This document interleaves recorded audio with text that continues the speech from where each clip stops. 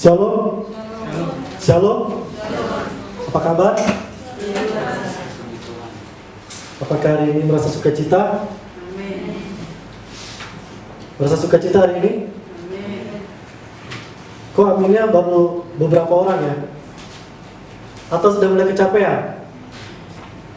Merasa sukacita hari ini? Walaupun beribu-ribu masalah, beribu-ribu tantangan, pergumulan, kita tetap sukacita. Karena Tuhan kita penuh kasih, selalu harus kita penuh dengan sukacita. Kalau di bulan Agustus ini, apa yang saudara ingat tentang di bulan Agustus ini? 17 Agustus. Apa? Hari kemerdekaan ya. Pokoknya kalau kita sudah melewati setahun, 2 tahun, 3 tahun, kalau pengen melewati Agustus, kita mengingat tentang apa? Kemerdekaan. Kemerdekaan bangsa Indonesia di 1945. Itu merdeka secara duniawi. Izinkan saya bertanya, kalau kita ingin merdeka, apakah ada tantangan? Apakah ada lawan? Apa yang harus kita hadapi saat kita melawan musuh kita untuk kita bisa merdeka? Apa yang kita butuhkan?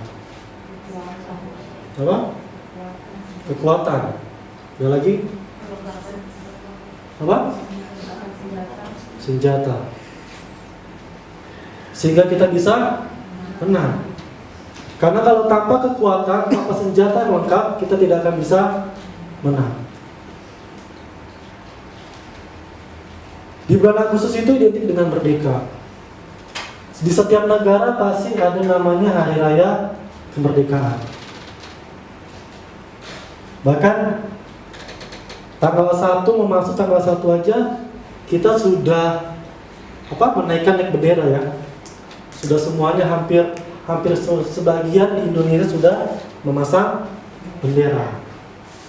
Karena kita sudah merasa merdeka walaupun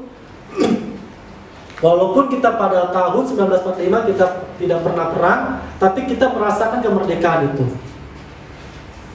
Kita menghormati orang yang sudah berjuang untuk merebut negara. Tadi pun Tuhan mengingatkan kepada saya, nah, sudah berapa banyak gereja Tuhan merdeka dalam rohani? Sudah berapa banyak gereja Tuhan sudah merdeka dalam rohani? Secara manusia, kita setiap bulan Agustus merayakan hari kemerdekaan. Walaupun kita tidak ikut perang, kita merasa kita sudah merdeka. Kita sudah merasa merdeka. Pertanyaannya saya kepada saudara, di dalam rohani juga ada rasa merdeka. Mungkin ada saudara bilang begini, kan Tuhan Yesus kan sudah mati di atas kayu salib sehingga kita merdeka. Kan Tuhan Yesus kan sudah menggantikan kita, makanya kita sekarang merdeka. Kan Tuhan Yesus kan sudah disiksa, makanya kita merdeka. Bukan itu. Coba tanya dalam diri saudara, apakah kita sudah merdeka apa belum? Hampir 70% gereja Tuhan di dalam rohnya itu belum merdeka. Kenapa saya katakan begitu? Kenapa saya katakan orang percaya belum merdeka? Karena mereka masih menganggap Tuhan itu belum ada. Karena mereka masih menganggap mereka masih terbelenggu. Karena mereka masih menganggap belum ada jalan keluar. Karena mereka masih menganggap mujizat itu belum ada buat kita. Makanya orang percaya masih 70%, masih sisanya itu belum merasa merdeka.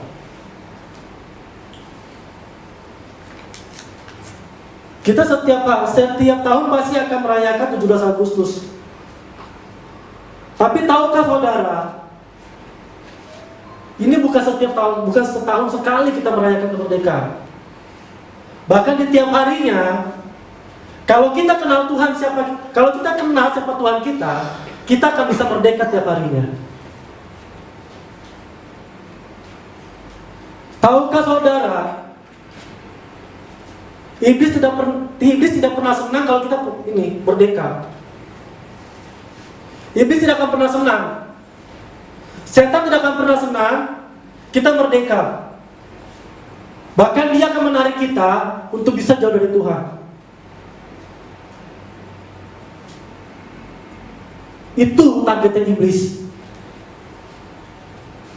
Itu targetnya iblis. Biar saudara tahu, kita setiap hari baca Alkitab. Mungkin setiap minggu kita ibadah. Mungkin dalam seminggu kita ada penyembahan. Tapi masihkah kita terbelenggu dalam dosa?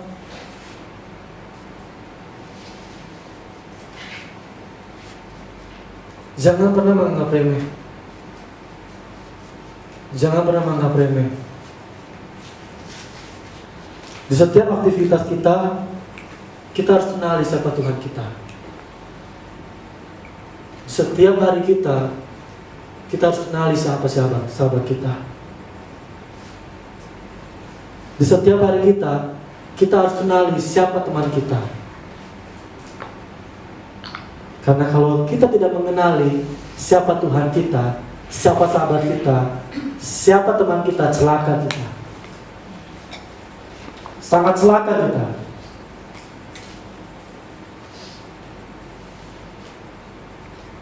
Tadi pada waktu kita penyembahan, tiba-tiba di dalam hati saya, terus tiba-tiba tuh kayak terlintas dalam mata saya, itu seorang manusia, itu tuh seperti rantai, sama iblis tuh begini, ditarik. Maka saya menjerit, saya minta ampun sama Tuhan. Tuhan katakan masih banyak yang terbelenggu dalam dosa, termasuk juga saya.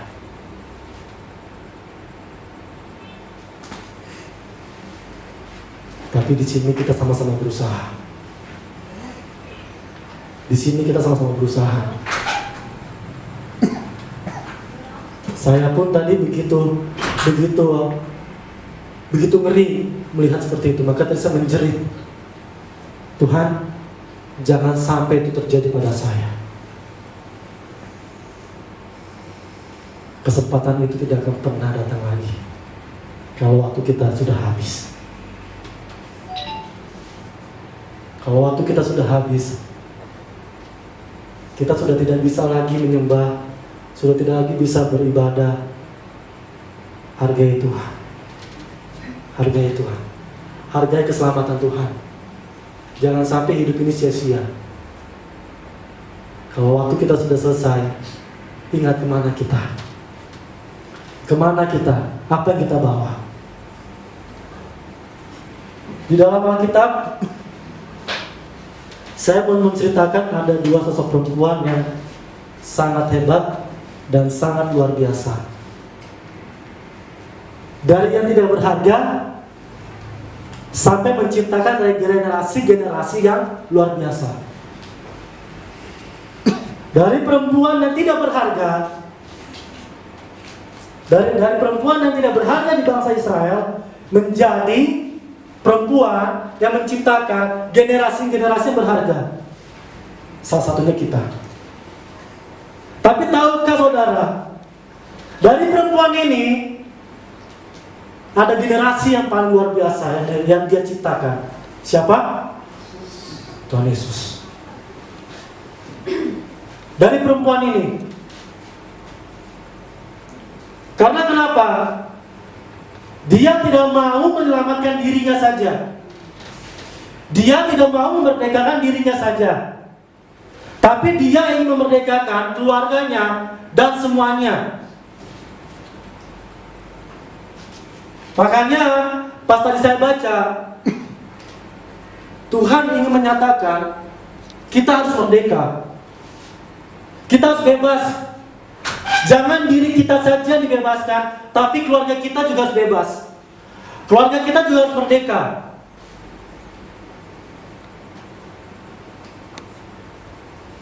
Ada yang tahu kisah Rahab? Ada yang tahu kisah Rahab? Siapa Rahab? Mungkin minggu lalu saya pernah ceritakan Rahab itu siapa.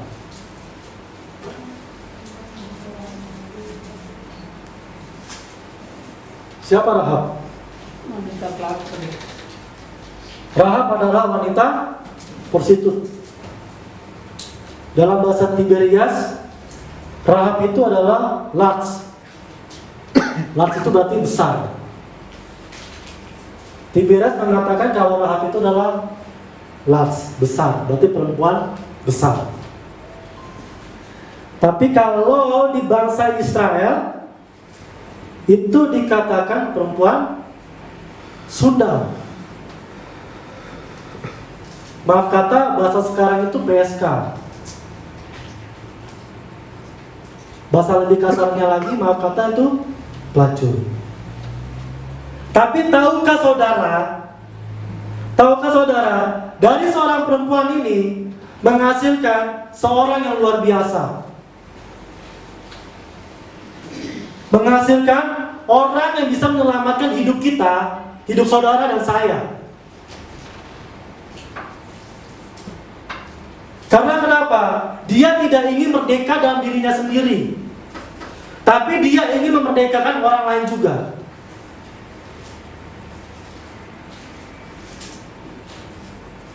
Di dalam Alkitab ini semuanya tidak ada kebetulan. Semuanya itu dituliskan memang sudah ada maksud Tuhan. Secara manusiawi, buat apa kisah dia ditulis? Sedangkan dia perempuan gak baik. Coba izinkan saya bertanya, kalau kita hidup di dunia, kalau mendengarkan cerita orang yang hidupnya tidak berguna, apakah kita mau tulis dalam referensi hidup kita? Pasti tidak. Buat apa? Pasti dalam image kita menggambarkan itu hanya mengotori buku. Itu hanya mengotori cerita-cerita bagian yang ingin ditulis. Tapi tahukah saudara, dari orang berdosa ini, dari orang yang berzina ini, itu menghasilkan saya dan saudara. Saya dan saudara.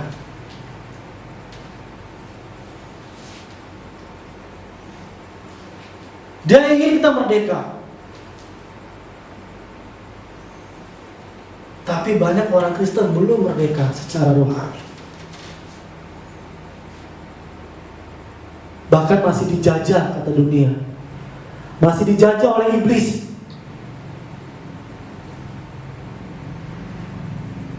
Kita harus sama-sama berjuang. Kita buka di Yosua 2. Yosua 2 ayat 1. Saya bacakan dengan cepat aja. Demikian firman Tuhan. Yosua bin Nun dengan diam-diam melepaskan dari Sitim 2 orang pengintai. Katanya, pergilah amatilah negeri itu dan kota Yeriko. Maka pergilah mereka dan sampailah mereka ke rumah seorang perempuan sundal yang bernama Rahab, lalu tidur di situ. Rahab ini adalah perempuan yang sangat luar biasa. Saya tahu di dalam firman Tuhan ini adalah orang-orang yang luar biasa. Dari Adam sampai Tuhan Yesus. Bahkan sampai Tuhan Yesus saja belum selesai. Sampai di kita. Kita adalah orang-orang yang luar biasa. Kita adalah orang-orang yang luar biasa. Tapi coba tanya dalam diri saudara, apakah kita sudah merdeka? Apakah kita sudah merdeka? Kalau kita sudah merdeka, kita tahu siapa Tuhan kita. Kita tahu kepada siapa kita berdoa. Kita tahu kepada siapa kita memohon. Kita tahu kepada siapa kita berlindung. Tapi kebanyakan orang percaya tidak mengenali Tuhannya siapa. Kebanyakan orang percaya pada saat dijajah oleh iblis itu bukan berdoa, tapi lari miring.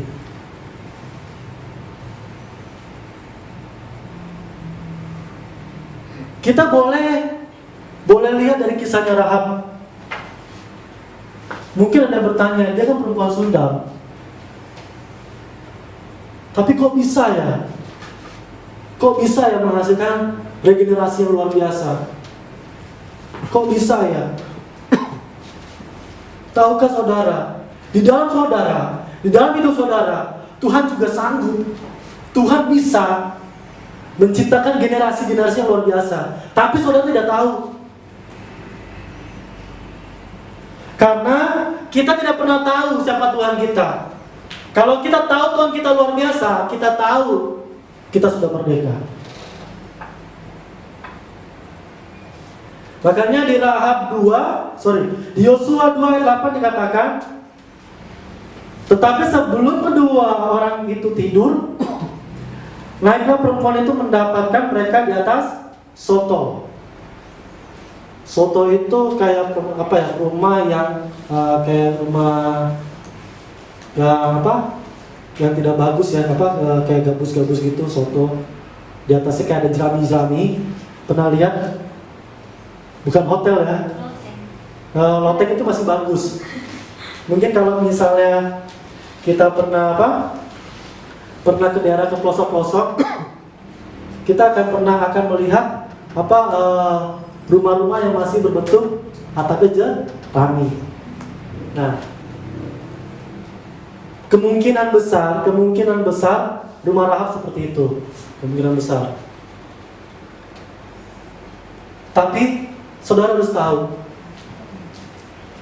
tahu, saya begitu membaca tentang Rahab ini luar biasa. Kisah Rahab ini saya berulang-ulang kali. Tuhan, kalau andai kata gereja Tuhan tahu, ini dari orang yang dipandang sebelah mata, orang yang tadi tidak berguna, itu Tuhan bisa merubahnya.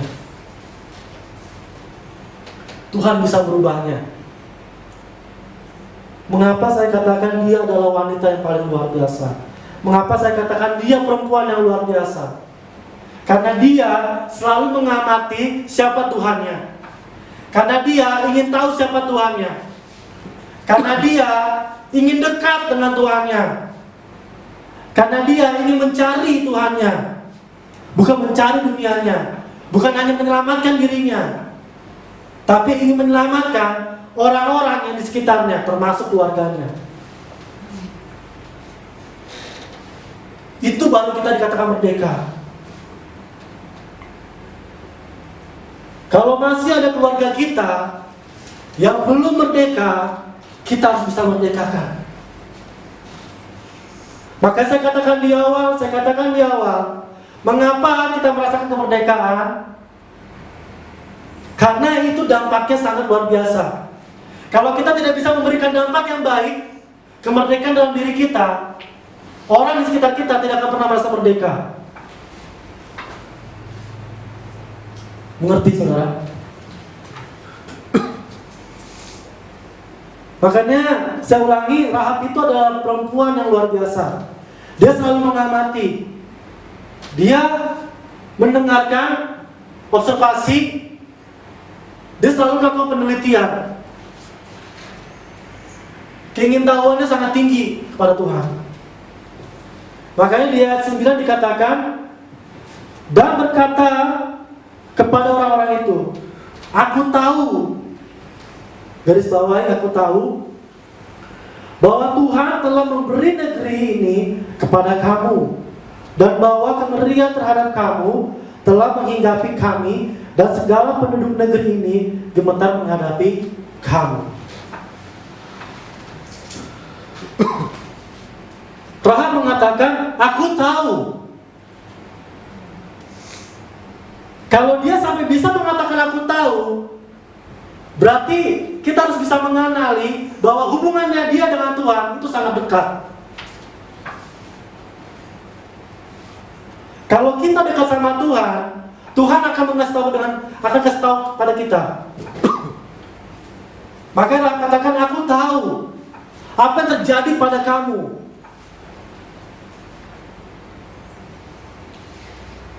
Sama seperti kita, kalau kita kenali Tuhan, dalam menghadapi apapun, kita akan tahu apa yang sedang terjadi dalam diri kita, apalagi keluarga kita.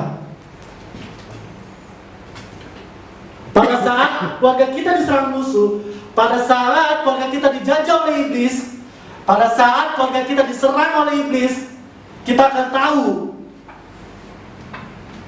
Kita akan tahu untuk bisa mengingatkan mereka. Kita bisa katakan, hei kamu lagi salah, hei kamu lagi berbuat dosa, cepat keluar. Kalau kita kenali Tuhan, kita sangat peduli dengan keluarga kita.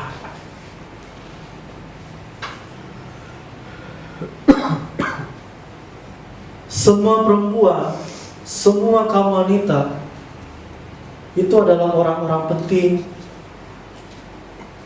di mata Tuhan. Semua perempuan, semua wanita. Wanita sangat penting di mata Tuhan. Tapi tahukah saudara, Tuhan banyak ingin menggenapi janjinya pada kaum perempuan, kaum wanita. Dari kaum wanita lah, tidak tutup kemungkinan banyak jiwa bisa diselamatkan. Karena kenapa? Tuhan Yesus punya nenek moyang itu sang pelacur. Tahu? Mungkin kalau kita baca di Matius, itu mungkin kita akan dibaca silsilahnya Tuhan Yesus. Dari Rahab sampai selanjutnya, nanti ketemu di Tuhan Yesus. Tahukah saudara? Nenek moyang kita itu bukan seorang monyet. Nenek moyang kita dari wanita tidak berguna. Nenek moyang kita dari perempuan Sunda. Nenek moyang kita dari perempuan yang tidak paling berharga. Tapi Tuhan angkat untuk menciptakan orang-orang seperti kita, orang-orang penting.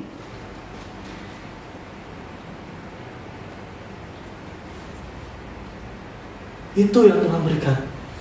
Itu yang Tuhan janjikan. Makanya iblis tidak pernah senang dengan kita. Iblis akan berusaha mengagalkan kita, karena dia tahu di dalam diri kita ada rencana-rencana penting yang telah Tuhan sediakan. Makanya tidak sedikit gereja Tuhan pada saat ingin maju pasti akan menyerah. Karena kenapa? Tidak kuat dengan goncangan, tidak setia, tidak taat, tidak teguh, tidak gigih. Makanya pada saat musuh melawan kita akan goyah. Itulah yang gereja-gereja Tuhan sedang hadapi.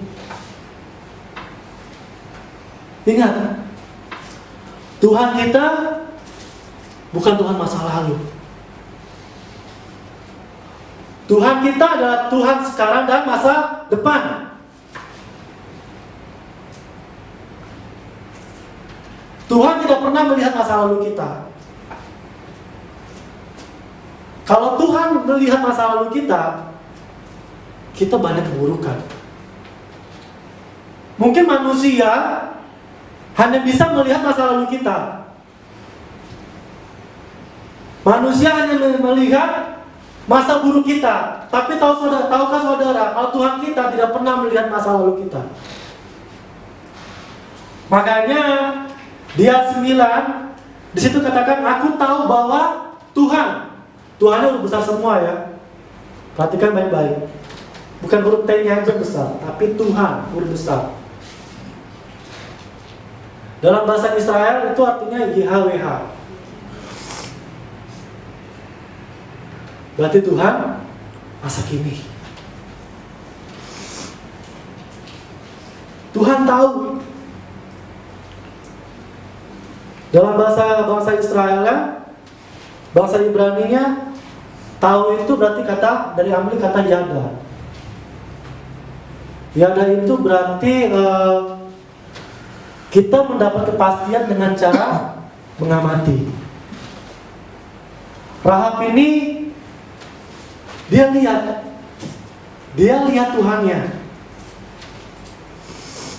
Dia melihat Tuhannya. Siapa Tuhannya? Kalau kita belajar seperti Rahab, kita yakin kita akan merdeka dalam diri kita. Kalau kita melihat siapa Tuhan kita. Makanya dalam bahasa ilmiahnya itu adalah observasi. Observasi berarti penelitian. Kenapa orang Kristen banyak mundur dari imannya? Karena dia tidak kenal Tuhannya. Karena dia tidak dekat dengan Tuhannya. Dia tidak mengamati bahwa Tuhannya itu luar biasa. Dia mengamati kalau pada situasi lagi baik, Tuhan itu setia. Tapi dia mengamati pada waktu kondisi buruk, Tuhan itu tidak setia. Mereka mengatakan Tuhan itu jahat. Tuhan itu tidak pernah ada. Ingat saudara, walaupun kondisi kita dalam apapun, Tuhan tetap setia. Makanya belajar dari Rahab. Dia mengamati Tuhannya selalu. Dia mengamati kalau Tuhannya bisa membelah laut di Tiberius. Di Tiberius di ayat 10. Dia mengamati Tuhannya bisa membelah laut Tiberius. Tahukah saudara, Rahab ini adalah wanita yang ribuan tahun yang lalu. Ribuan tahun yang lalu. Gereja Tuhan menganggap Tuhan Yesus lahir itu 2000 tahun yang lalu. Tapi tahukah saudara, ribuan tahun yang lalu Rahab itu ada. Dia mengamati kalau Tuhan itu ada, bisa membelah laut.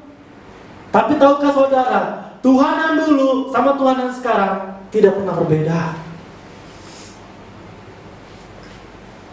Cuma yang berbeda bagaimana kita mendekati Tuhan.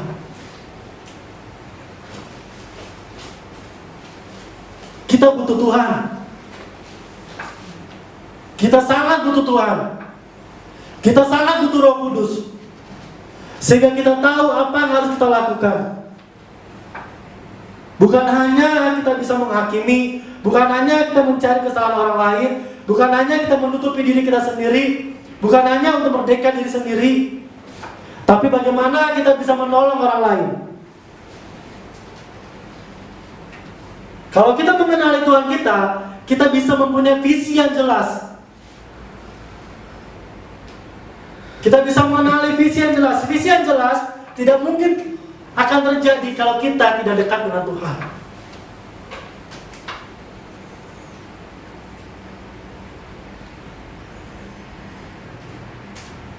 Tuhan ingin selalu kita bersama-sama dengan Dia. Tuhan ingin selalu kita dekat sama Tuhan. Jangan pernah kita jauh dari Tuhan. Jangan pernah. Sedikit pun kita jauh dari Tuhan, habis kita. Habis kita. Saya pun beberapa minggu ini saya terus berdoa. Karena saya tahu kita semuanya ini targetnya setan. Saya tahu kita semua di sini adalah targetnya setan. bagaimana setan bisa menghancurkan kita. Musuhnya setan itu adalah gereja Tuhan. Bukan orang jahat, bukan orang mencuri. Tapi musuhnya setan itu adalah kita, saudara dan saya. Sedikit saja lengah, kita akan lewat dari rencana Tuhan. Makanya kenapa rencana Tuhan tidak pernah terjadi dalam diri kita? Karena kita pernah lengah. Kita tidak pernah berjaga-jaga. Karena ada sesuatu yang penting dalam diri kita, makanya iblis berusaha menghancurkan kita. Lewat apapun, dia pakai kelemahan kita, dia pakai kekurangan kita, dia hancurkan kita.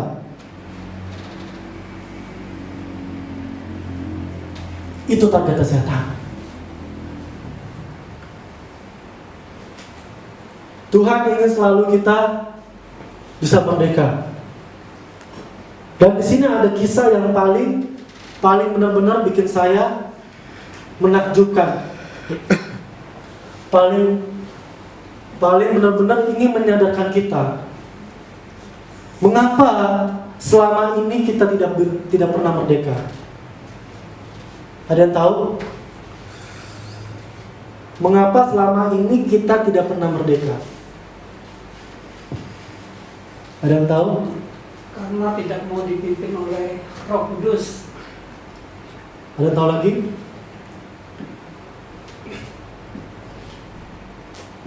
Kenapa selama ini kita tidak pernah merdeka? Kenapa selama ini kita selalu merasa Tuhan tidak pernah ada buat kita?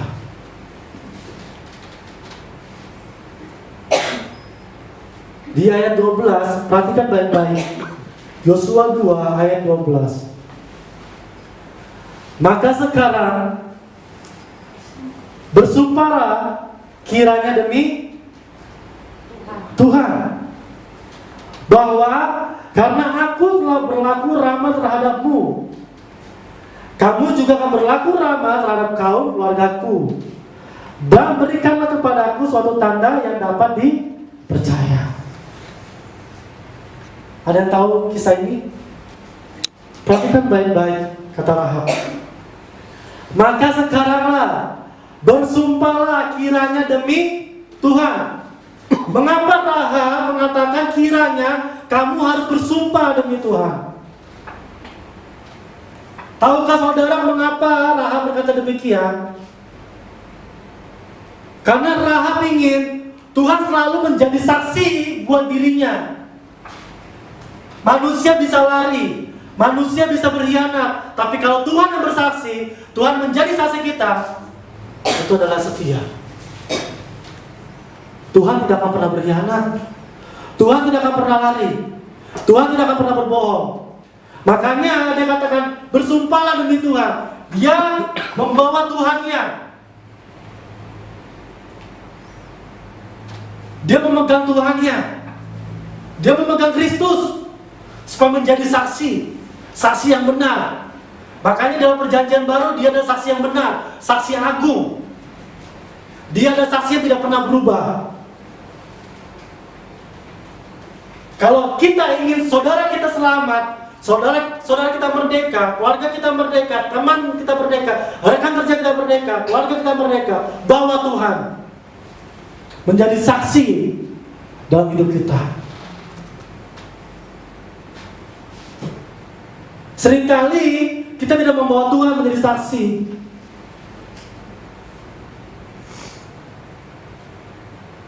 Seringkali kita menganggap Tuhan itu nggak ada.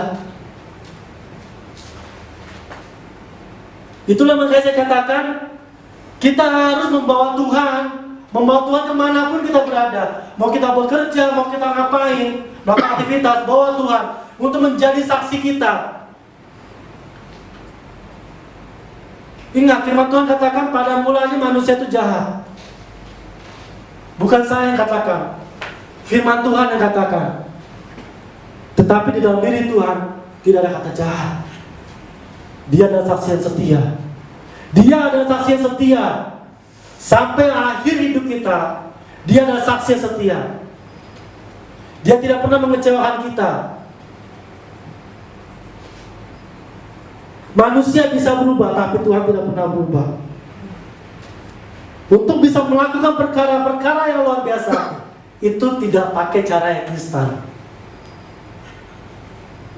Kita harus bisa duduk, berdoa, menyembah Tuhan, berbicara sama Tuhan, kenali Tuhan, amati Tuhan, baru kita bisa melakukan perkara-perkara yang besar.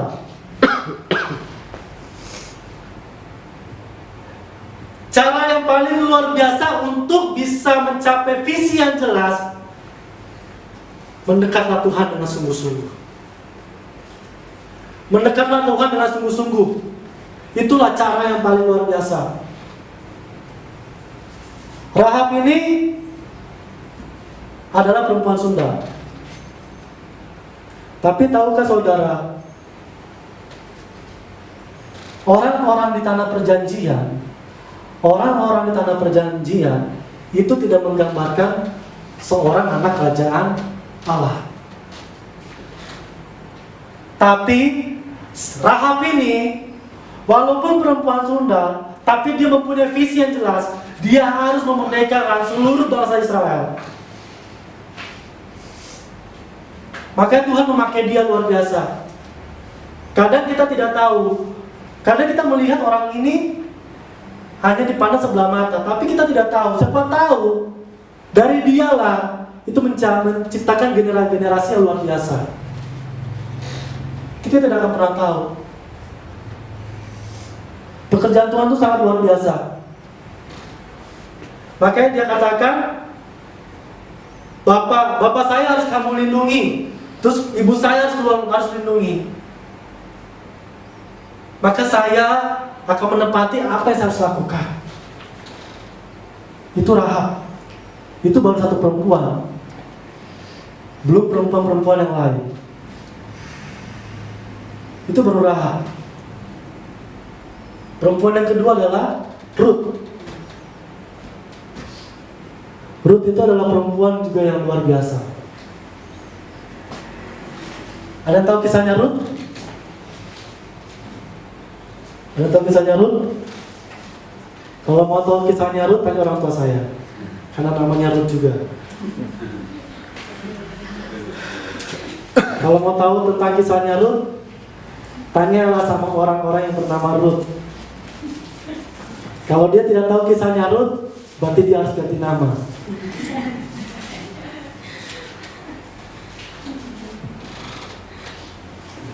Ruth itu adalah perempuan yang setia. Ruth itu adalah perempuan yang setia. Tapi bukan berarti cuma hanya nama Ruth aja setia. Saya yakin di sini juga semua setia. Karena kita punya Tuhan yang setia. Tapi saya mau ambil kisahnya Ruth.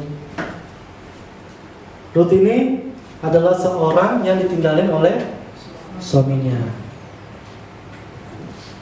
Tapi dia begitu luar biasa. Walaupun sudah ditinggalin oleh suaminya, dia tetap ikut terus kepada mertuanya. Pertanyaannya saya kepada saudara. Misalnya ya, bukan misalnya, kita sudah tinggalkan pasangan kita. Kira-kira masih maukah kita hidup berdampingan dengan mertua kita?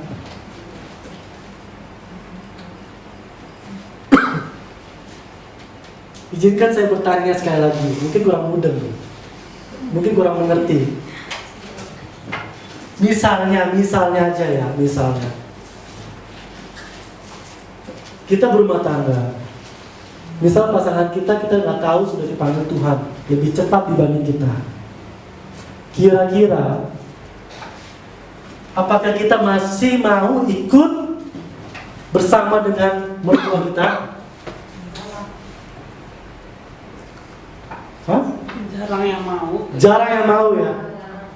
Bahkan kebanyakan pasti putus hubungan. Cari jodoh lagi ya. Pengakuan yang luar biasa. Masa itu mertua yang udah gak ada suaminya. Kan? Tapi di dalam bangsa Israel, kalau suaminya sudah meninggal, dia harus kawin dengan sanak saudaranya. Bangsa Israel harus begitu. Tapi saya melihat Rut ini luar biasa. Dia terus mengikuti mertuanya. Karena dia tahu, dia melihat visi yang jelas. Dia melihat pandangan jelas. Dia melihat Tuhan yang jelas. Karena kalau dia mengikut dengan mertuanya, pasti ada visi yang jelas buat dirinya. Kalau andai kata dia tidak ikut mertuanya, dia tidak akan melihat visi yang jelas. Mungkin saudara akan bertanya, kok bisa? Saya bisa mengatakan, kok Rut bisa melihat visi yang jelas? Rut ini perempuan yang luar biasa. Firman Tuhan yang katakan. Makanya di Rut 1 ayat 16 dikatakan, tetapi kata Rut, perhatikan baik-baik, janganlah desak aku meninggalkan engkau, dan pulang dengan tidak mengikuti engkau. Sebab, perhatikan baik-baik kata Rut, sebab kemana engkau pergi, ke situ juga lah aku pergi. Dan di mana engkau bermalam, di situ juga lah aku bermalam. Bangsamu lah bangsaku, dan Allahmu lah Allahku. Coba saya izinkan saya bertanya, kira-kira posisinya kalau kita sudah ditinggalkan oleh pasangan kita, kira-kira kita masih berani nggak katakan ini? Saya yakin tidak. Di dalam kondisi paling terjepit, di dalam kondisi paling lagi sedih, posisinya Rut ini lagi sedih loh. Posisinya Rut ini lagi berkabung, ditinggalkan orang yang paling berharga dalam hidupnya. Tapi dia masih mau untuk mengikuti mertuanya. Dia masih mau untuk bisa menjalani bersama mertuanya. Saya yakin kalau kita di posisi Rut, untuk saat ini saya yakin tidak akan ada. Tidak akan ada. Dia katakan begini, kemana kau pergi, aku pergi. Kemana kau tidur, kemanapun kau bermalam, aku ikut. Bangsamu itu bangsaku juga. Allahmu, Allahku juga. Itu kata Rut. Tapi tahukah saudara, ini Rut ya, tapi di perjanjian baru, tahukah Petrus? Tahukah Petrus? Tahu. Petrus sehari-hari bersama siapa? Tuhan Yesus. Dia katakan, kemana kau pergi, aku pergi. Masih ingat? Tapi pada saat Tuhan Yesus disalib, kemana dia? Hah? Menyangkal. Makanya saya katakan, inilah iman orang Kristen. Maka tidak mudah seperti Rut. Tidak mudah seperti Rut. Dia katakan, Allahmu adalah Allahku, bangsamu bangsaku, kemanapun engkau pergi, aku ikut. Kemana Tuhanku pergi, aku ikut. Petrus itu juga menggambarkan diri kita. Pada saat kita menghadapi musuh, seringkali kita mundur. Kita tidak mau mengakui, kita menyerah. Tahukah saudara? Seperti itulah gereja Tuhan, makanya tidak akan pernah merdeka. Tuhan mau kita militan, Tuhan mau kita tuh maju. Jangan pernah menyerah. Ini dari sosok perempuan. Tuhan memakai dari kekurangan mereka. Tuhan memakai dari orang tidak menganggap mereka. Maka saya katakan Rut itu sangat luar biasa. Kita harus fight, kata firman Tuhan. Kita harus teguh, kita harus taat, kita harus setia. Sampai kita ketemu Tuhan, harus setia. Ingat, Rahab dan Rut ini adalah nenek moyang kita. Rahab dan Rut ini adalah nenek moyang kita, yang menghasilkan orang-orang yang luar biasa, termasuk saudara dan saya. Anda ini adalah orang-orang yang luar biasa. Makanya di Rut 3 ayat 5 dikatakan, lalu kata Rut kepadanya, segala yang kau katakan, itu akan aku lakukan. Coba biasanya Rut. Apapun yang Tuhan suruh, apapun yang Tuhan perintahkan kepadaku, aku akan lakukan. Apapun yang Kristus suruh padaku, apapun Tuhan Yesus yang suruh kepadaku, aku siap lakukan. Itu baru murid Tuhan. Itu baru murid Tuhan. Apapun yang Tuhan suruh, kita harus lakukan. Sekalipun kepala jadi kaki, kaki jadi kepala.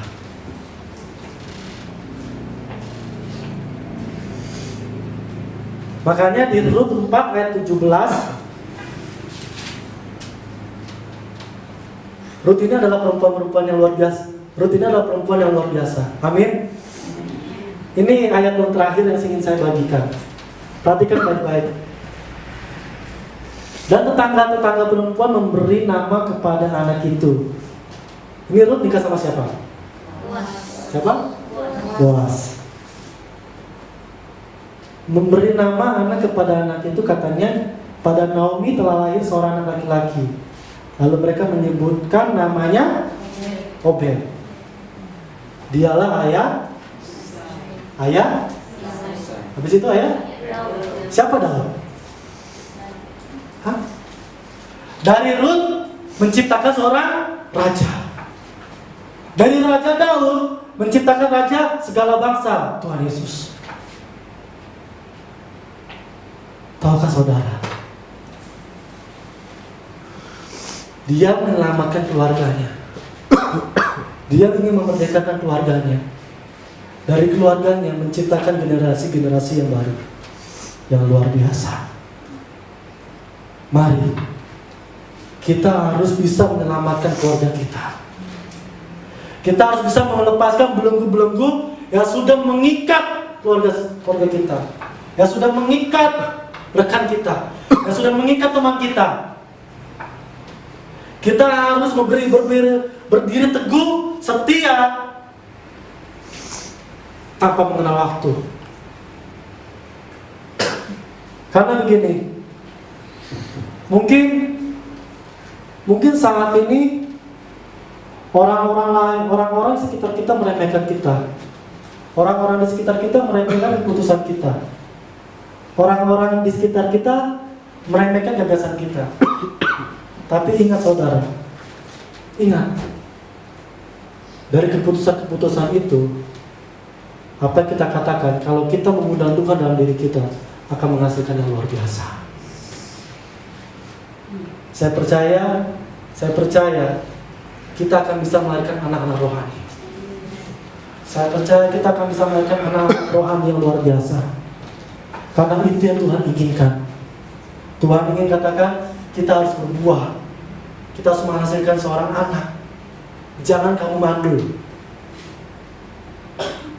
Kita harus menghasilkan anak-anak roh. Kita harus penuhi bumi yang baru, bukan bumi dunia. Kalau makin banyak manusia di sini, makin banyak targetnya setan. Kita harus penuhi bumi yang baru, surga yang baru, kerajaan surga yang baru, sehingga kita bisa merayakan pesta anak domba suatu saat nanti. Mari kita berdiri.